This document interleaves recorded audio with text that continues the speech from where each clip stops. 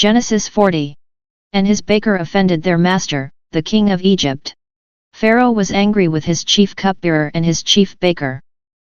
He put them in the prison of the captain of the guard, the same place where Joseph was a prisoner.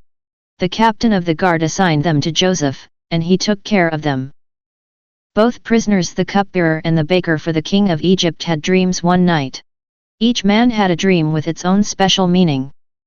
When Joseph came to them in the morning, he saw that they were upset. So he asked these officials of Pharaoh who were with him in his master's prison, "Why do you look so unhappy today?" "We both had dreams," they answered him, "but there's no one to tell us what they mean." "Isn't God the only one who can tell what they mean?" Joseph asked them. "Why don't you tell me all about them?"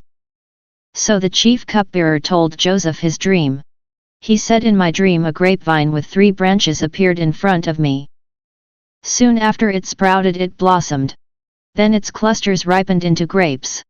Pharaoh's cup was in my hand, so I took the grapes and squeezed them into it. I put the cup in Pharaoh's hand." "This is what it means," Joseph said to him. "The 3 branches are 3 days. In the next 3 days Pharaoh will release you and restore you to your position. You will put Pharaoh's cup in his hand as you used to do when you were his cupbearer. Remember me when things go well for you, and please do me a favor. Mention me to Pharaoh, and get me out of this prison. I was kidnapped from the land of the Hebrews, and even here I've done nothing to deserve being put in this prison."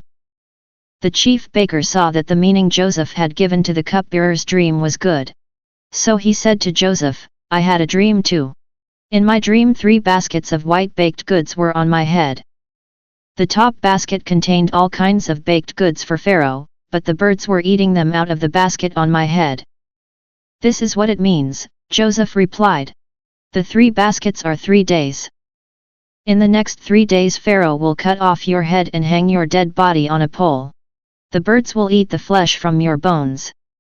2 days later, on his birthday, Pharaoh had a special dinner prepared for all his servants.